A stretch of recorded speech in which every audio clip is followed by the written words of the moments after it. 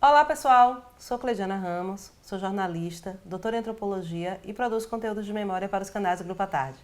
Eu sou Priscila Dória, jornalista e repórter do Grupo à Tarde. Nós estamos aqui na sessão Senta que Temos História do Projeto REC. Nessa sessão, a gente recebe especialistas das mais variadas áreas do conhecimento para que a gente possa conversar a partir do material que forma o acervo do setor à Tarde, como reportagens, fotografias e outras fontes de informação.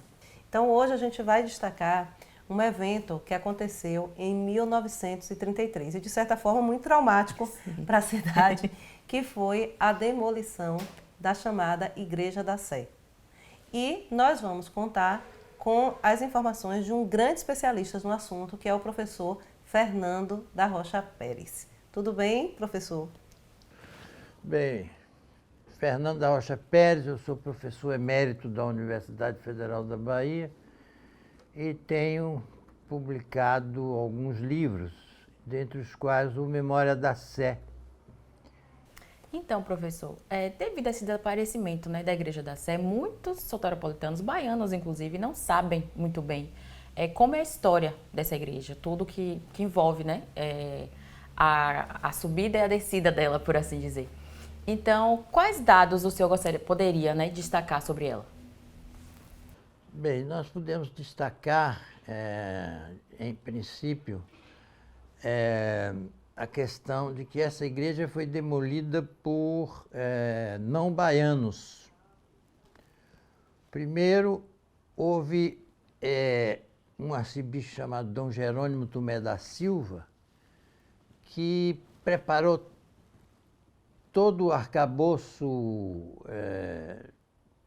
eclesiástico para a demolição da igreja. E isso não aconteceu porque houve uma reação muito grande da intelectualidade baiana.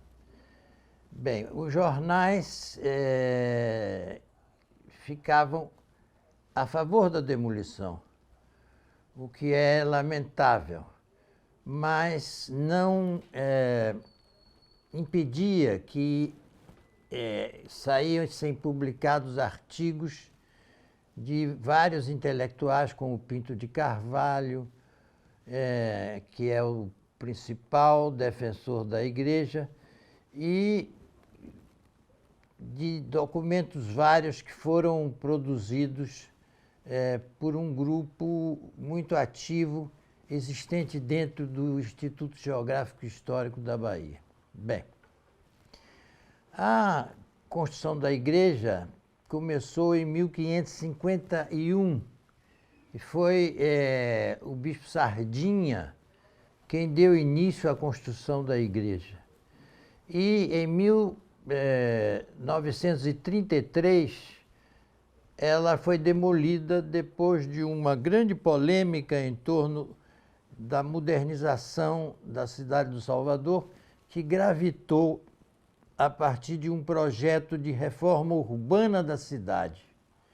Então, construíram uma avenida, que hoje chama Avenida 7 de Setembro, que saiu das imediações da Igreja da Sé, mais exatamente na Rua da Misericórdia, e veio essa avenida sendo construída com a demolição de inúmeros monumentos e todo o casario que havia no entorno das igrejas, como, por exemplo, a igreja de São Pedro, que era uma igreja muito importante, onde hoje está lá o relógio de São Pedro, e ali havia um quarteirão enorme de sobrados que foram demolidos para que essa avenida fosse construída até o Farol da Barra. A gente está falando da Igreja Católica, uma instituição extremamente poderosa, extremamente importante. Por que as igrejas estiveram nesse centro, digamos assim, nessa perspectiva de serem demolidas, Porque logo as igrejas católicas e assim igrejas que vinham de muito tempo, que tinham toda a antiguidade. Bem, porque os templos católicos realmente ocupavam um espaço impeditivo da construção desta Avenida 7, preste atenção que vai também a Igreja do Rosário, a Igreja da Ajuda, são todas as igrejas que estão no percurso desta avenida, foram demolidas. E também o entorno dessas igrejas, os casarios da cidade colonial, foi demolido exatamente para favorecer a circulação do bonde da Companhia Circular da Bahia. Não é? Então, quando vem para Salvador, depois da Revolução de 30, um cearense, e que este cearense se liga a um pernambucano que era o arcebispo, eu costumo dizer que 2 estrangeiros fizeram o crime de demolição da Sé. 2 estranhos à Bahia.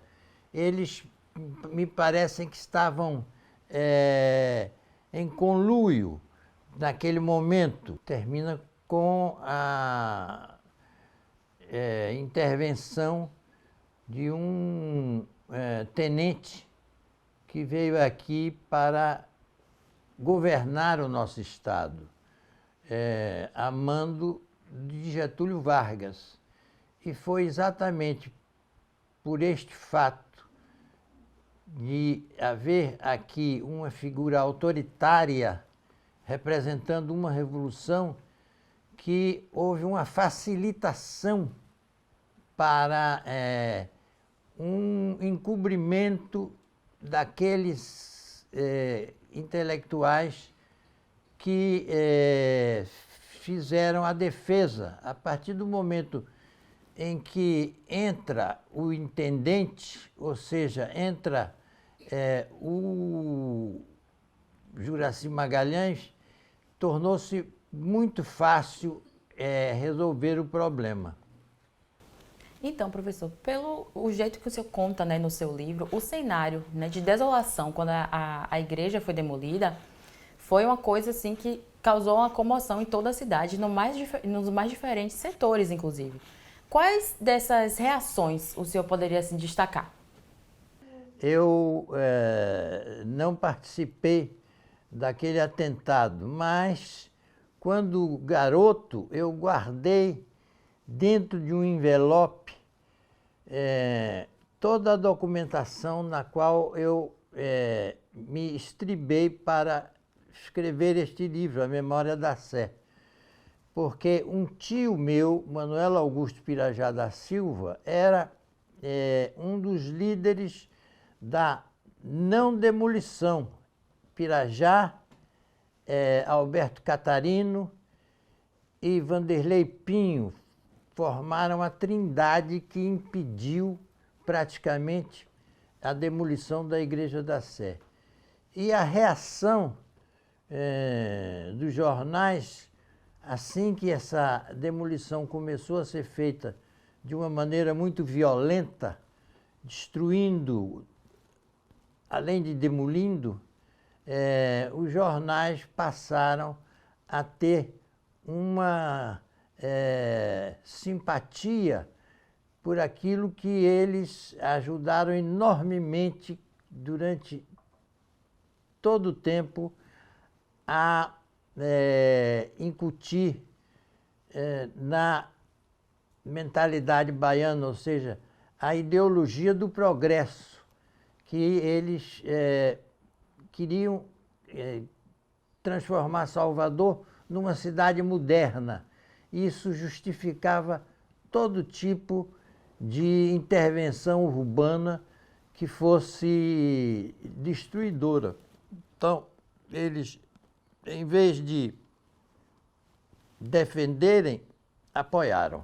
Naquele dia, evidentemente, passou-se a perceber, os próprios jornais passaram a perceber de que tinha havido um grande negócio violento e um negócio muito vantajoso, porque a Cúria, ou a Arquidiocese, além de receber os 300 contos de réis, vai receber um imóvel que é a Igreja da Palma, não é, que é o antigo fórum, e a Igreja da Palma passam a ser domínio público. O que se perpetrou é uma coisa terrível, terrível, terrível. Então, professor Fernando, a gente quer agradecer muito a sua participação, viu? Muito obrigada, foi, como sempre, uma aula. Bem, eu que tenho que agradecer a presença de vocês e a lembrança de se levantar este problema agora para que não aconteça outra vez uma coisa tão negativa. Aqui nos canais do Grupo à Tarde, sempre tem informação qualificada. Fiquem ligadas, fiquem ligados. Mais uma vez, gente, muito obrigada e até a próxima.